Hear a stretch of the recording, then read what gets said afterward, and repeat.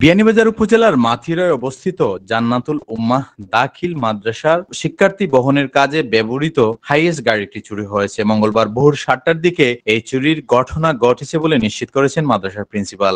আমার মাদ্রাসার গাড়ি মাইক্রোবাস ঢাকা মেট্রো 14, 24, 27 নম্বরের গাড়ি সকাল 7টার সময় গাড়িটি চুরি হয়ে যায়। আমি সাথে সাথে মাদ্রাসায় আসার পরে সিসি ক্যামেরা তালাশ করে দেখতে পাই যে চোর যে গাড়িটা নিয়ে নিছে সে আমার মাদ্রাসার ড্রাইভারের রবিউল ইসলাম মনি ওর দূর সম্পর্কের এক আত্মীয়। সে তার মামা শ্বশুরের বাড়ি রাত্রে ছিল, সকালে সে গাড়ি নিয়ে চলে যায়। তারা চিনতে পারছে আমার মাদ্রাসার ড্রাইভার সহ বা যে আত্মীয়ের বাড়িতে ছিল সবাইকে আমি থানায় নিয়ে আসছি এবং তারা এখনো সবাই থানায় হাজির আছে। সকাল থেকে আমরা থানায় আসি, বিভিন্ন জেলায় উপজেলায় এমনকি সিলেট বিভিন্ন জায়গায় আমরা খোঁজ খবর নিচ্ছি।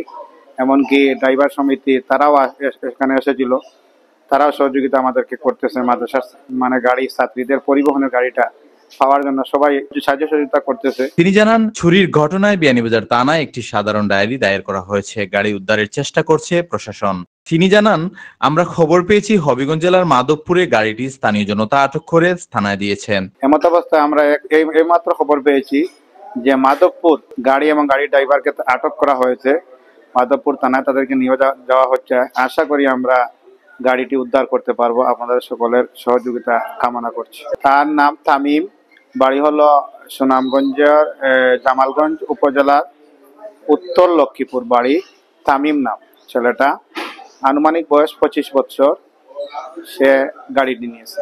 এদিকে চুরির দৃশ্য ধরা পড়েছে মাদ্রাসার সিসি ক্যামেরায়। গাড়িটির নাম্বার ঢাকা মেট্রো 6, 14, 24, 27।